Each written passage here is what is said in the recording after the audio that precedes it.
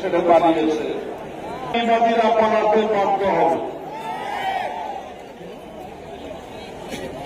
সহকারী আন্তর্জাতিক সম্পাদক কারাম যেই শাপলা চত্বরে ডাক দিয়েছিলেন, এটা কাউ কথা বলেন, কিন্তু ওনারা মনে করলেন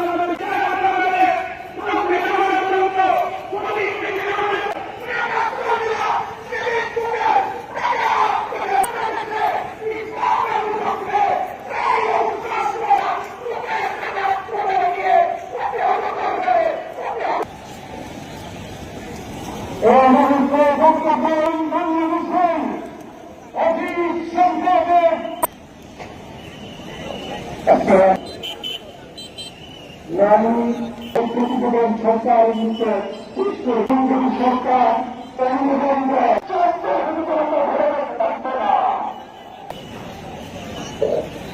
সংগ্রামী তৌহিদি জনগণ হযরত মাওলানা আব্দুল কুদ্দুস কাসেমী এই লস্কর আপনারা